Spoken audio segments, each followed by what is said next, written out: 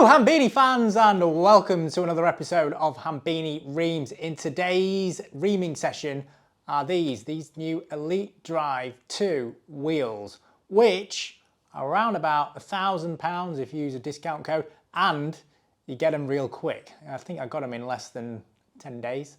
Now, Elite wheels have gone from relative obscurity to being quite a prominent brand. So about 2 or 3 years ago, me and my mistress Peak Tuck, we went along to the Elite booth, and it was a fairly modest affair.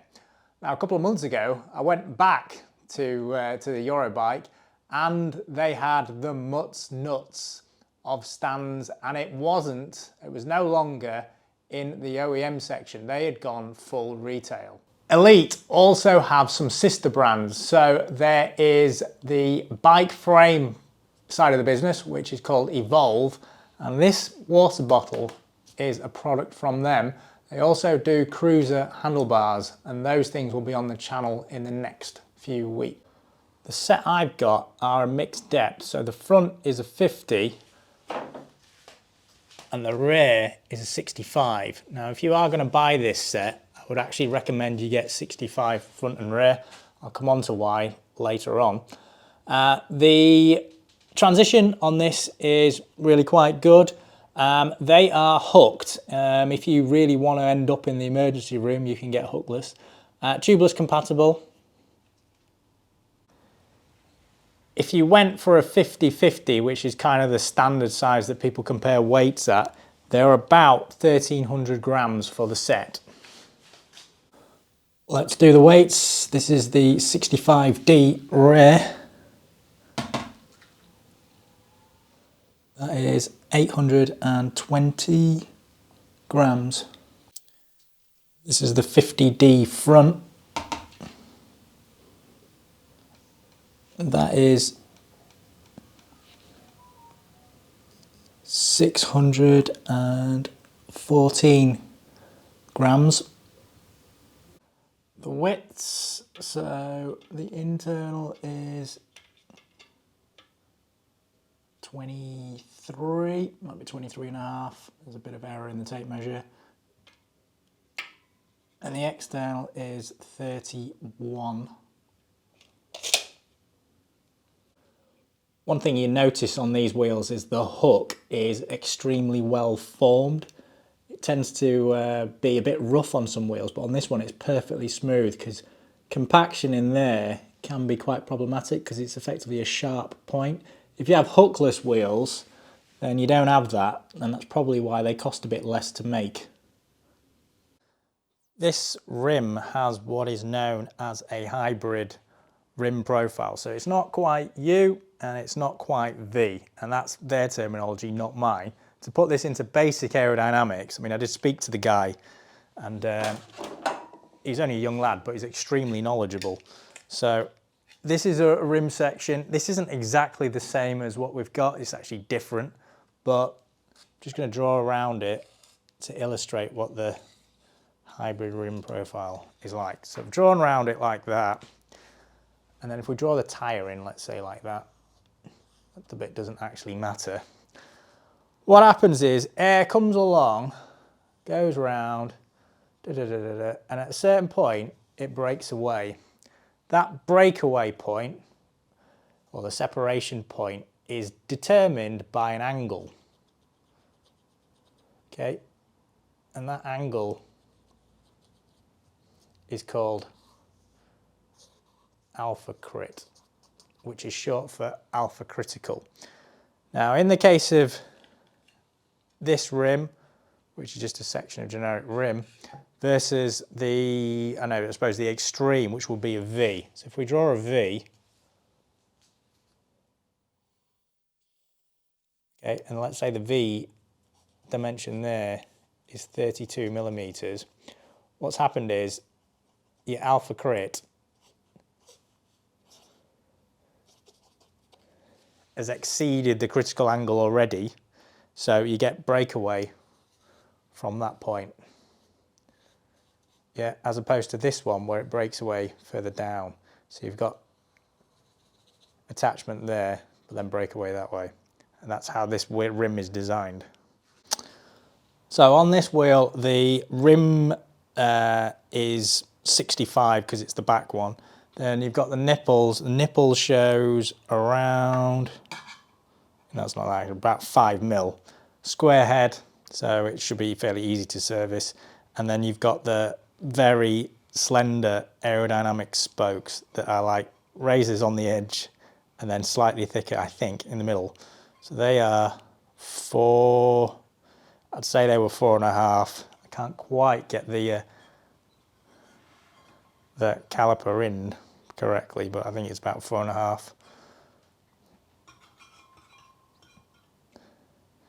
And they're roughly, I think, 2mm thick at the thickest point, but like I said, I think they're slightly elliptical, possibly in profile.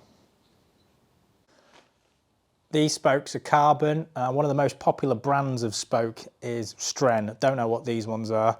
The back wheel is 2-to-1 lacing, so you've got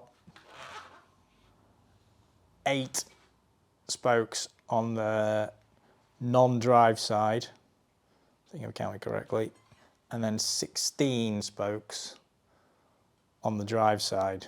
They're cross-laced on both sides. This is the front wheel. The drive side of the front wheel is radially laced, and these spokes are captive. So in order for them to come out, you'd actually have to pull the plug out and then extract them through there. So you need to take that cap off. So the likelihood of it failing is quite slim. I know some people worry that the spokes aren't retained very well. I've never had that happen, but I appreciate that can happen. So radial lacing on that side, and then on the non-drive side, it is it's double cross-laced on that side. And you need that because you need to transfer the braking loads. This one's the 50D. This is the hub, the front hub. As I mentioned previously, the spokes are fully retained on both sides. This one has a fairly unique feature in terms of hub design. The PCD, or where the spokes engage, is at a bigger radius or diameter, depending on how you want to call it, than a lot of other hubs. Now, the advantage with that is if you reduce the distance between there and the corresponding part on the rim, which is out of shot, you can improve the spoke angle, and it also makes it less likely for the spokes to touch and rub each other, which can cause creaking. But increasing the spoke angle allows the wheel to be stiffer for the same amount of tension. Increasing that radial dimension does come with some drawbacks, and the big one for cyclists is weight. So to mitigate that, what Elite have done is they've machined radial or circumferential slots to reduce the weight, but that leaves a fairly thin rim section around the inside. That is seriously difficult to machine because it's also on a slight taper. So no one who's a fruitcake has machined that. Someone with a bit of experience and knowledge has done it. To give a bit of context as to what they've done, this hub is a H-Works hub. It's much more of a standard design, and you can see the engagement diameter there is smaller than it is on this one. So that means this one will give a superior stiffness at the same level of tension.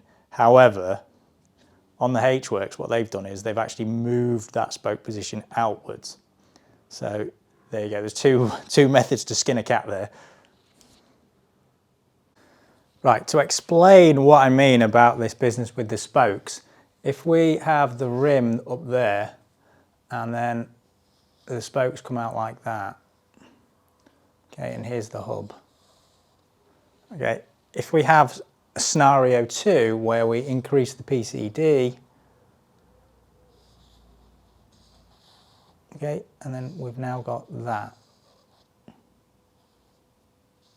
which is what you have on the Elite wheels.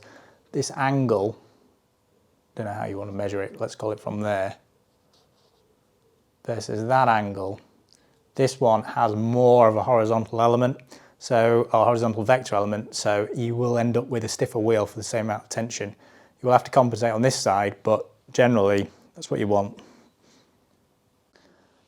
This is the rear wheel, and one of the, I guess again another unique feature is the ratchet system, which I will come on to in a second, but the noise it makes is quite unique. And you hardly have to turn to get this to engage. So this is a H-Works hub, and it has a fairly conventional ratchet system. It's like a EXP ratchet by DT Swiss. Their patent ran out, and then everyone else started making superior ones. So in order to get this off, so you can see it, that's how it looks on the inside. Okay, so we've got two straight cut teeth. When I say straight cut, the two parts are pretty much the same, but you'll see what I'm on about in a second. That engage, and there's some ramps. So it engages one way, that way, and slides the other.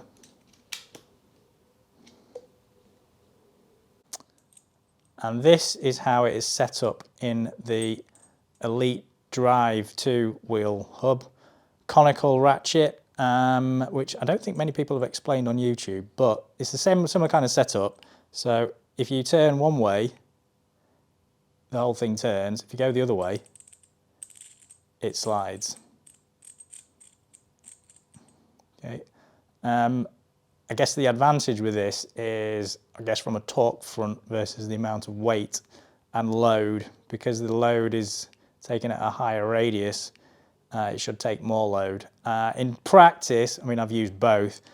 I couldn't really tell the difference. Some of my colleagues actually prefer the noise of this one. It's a different kind of noise compared to the standard sort of ratchet. Right, Elite Wheels Drive 2 Ream by Hambini, aged 5. Just check the pen is working. It is. Remember to hook me up on Instagram. I'm on Patreon as well. There's all sorts on Patreon. And I'm on Facebook and this new thing called Threads. Right, show the Elite website. So this is the Elite website. You can get all sorts on here. They've got disc wheels for TTs, if you're allowed to ride that thing. The wheels that I've got are the Mixed Depth Drive 2, which are these ones. You can get them in, well, whatever depths you want really, and free hubs and decals. I do like the gold decal. I think the gold decal probably looks a little bit better than the black, but there you go.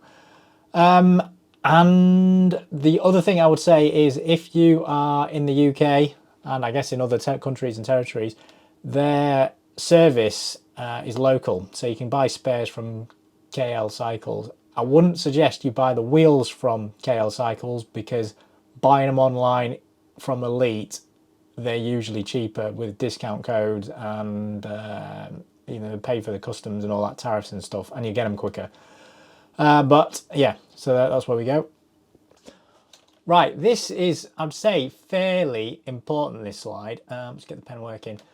Right, I've said before, I would recommend 65, and that is because the 50, and I presume, although I haven't tested, the 35s have a lower critical speed. Now, critical speed is the speed at which the wheel becomes unstable from its dynamic properties. So what happens, and I'm simplifying this a lot, is the axle bends as it's going around and sends the wheel even more out of balance than it is. So if you were to draw, let's say, if you imagine this is a support and you have a beam that goes across it, when you hit the critical speed, the beam does that. So it looks like a skipping rope, and that's what's happening in your wheels. In a 50 wheel, that speed is it's significantly lower than a 65. Now, when I hoon around doing TTs, I occasionally get up to a high speed where that is important for me, because my bike control skills aren't that good, and I don't really want to be ending up in a hedge. So I would go for 65s on that front. And the other reason is when you get to a wider wheel, it's actually less aerodynamic. So a 31 or 32 millimeter wheel is significantly less, if you keep everything else the same, aerodynamic than a 25 millimeter wide wheel or a 23 millimeter wide wheel from a few years ago, because the frontal area is smaller. Okay, if you put the rest of the rider and the bike and all that together, then it's obviously nowhere near as much as the drag caused by the rider, but all of this kind of stuff kind of adds up. When that wheel or wheel and tyre combination is made wider, it becomes less sensitive to crosswinds because the pressure generation on one side is not as high as it could be versus a narrower wheel. There is a misconception out there that a wider wheel is more aerodynamic. It's utter and total rubbish. A narrow wheel will be more aerodynamic. The reason that people are going to these wider wheels is they want wider tyres, really. The critical speed this is off the certificate for the wheel. So the critical speed graph is this one here, and this peak is the critical speed. Now it sort of goes up and then comes back slightly down, and it's to do with phase angles and all this kind of carry on, which is too complicated for on here. Right, the good bits and the bad bits. The good is they are quite stiff, these wheels. They're well designed. You know, this business about moving the offsets of the hub attachment points, it's very good.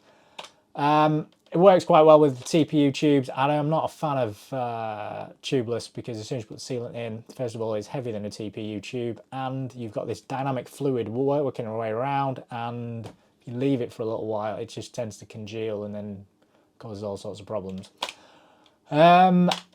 Mechanically, they are okay, and aerodynamically, again, they are okay. I mean, there's other wheels which are probably slightly more aerodynamic, and other wheels that are mechanically better, but if you think about the overall package, then these Elite wheels are right up there. I wouldn't really worry too much if you went out and bought a set. I think you'd be pretty pleased with them. The bad, I said this before, the 65 is probably the one that I would go for. The Ratchet noise might not be to everyone's taste, but again, that's just, I guess I'm being pedantic and looking for stuff. There's not really a lot you can say about these. Right, questions and comments. Right, remember to like and subscribe, follow me on Instagram, all that kind of stuff. I think overall, I mean, the wheels are really good. As I said before, I don't think you'd have any issues with them. They are not the best in every category, but they're good. I don't think you'd again have any issues with them. Actually, I'll rephrase that. They probably are the best in some categories, but not all. So there you go. Seal of approval. Hambini approves. Right, if you did enjoy that video, remember to smash that like button. And if you didn't, go screw yourself. And that's about it. Thanks. Until next time. Ciao.